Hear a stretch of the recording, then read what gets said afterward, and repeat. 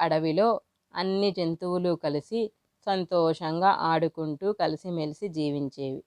కానీ ఆ అడవిలో ఒక ఏనుగు గర్వంతో నిండి ఉండేది. అది ఎప్పుడు జంతువులు సంతోషంగా ఉన్నా అక్కడికి వెళ్ళి గర్వంతో వాటిని హింసించి వాటిని ఎప్పుడూ సతాయిస్తూ ఉండేది. అది ఎప్పుడు చీమల ఇంటి దగ్గరికి వెళ్ళి తన తొండంతో నీరు తీసుకొని వాటి మీద పోసేది. అవి ఎప్పుడూ ఏమీ అనలేక బాధపడుతూ ఏడ్చుకుంటూ ఉండేవి. ఇలా కొన్ని రోజుల తర్వాత ఆ చీమలలో ఒక చీమ, మనం ఎప్పుడూ ఇలా భయపడుతూ ఉంటే కుదరదు, మనం ఆ ఏనుగుకు తగిన బుద్ధి చెప్పాలి అని ఒక ఆలోచన చేసుకున్నాయి.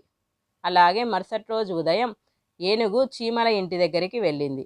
అప్పుడు చీమలన్నీ వరుసలో వెళ్ళి ఆ ఏనుగు యొక్క తొండంలోకి దూరి అక్కడ వాటిని కుట్టసాగాయి. ఆ ఏనుగు ఆ నొప్పిని భరించలేక కింద పడి దొర్లేసింది. అప్పటి నుంచి దానికి అర్థమయ్యింది, అరే నేనెంత పెద్ద తప్పు చేశాను అని.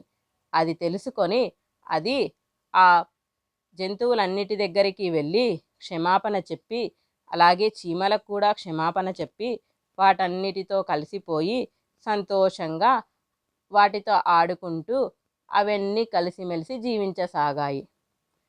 దీని వలన నీతి ఏమిటంటే, మన ఆకారం పెద్దగా ఉందని చిన్న జీవులని హింసించకూడదు.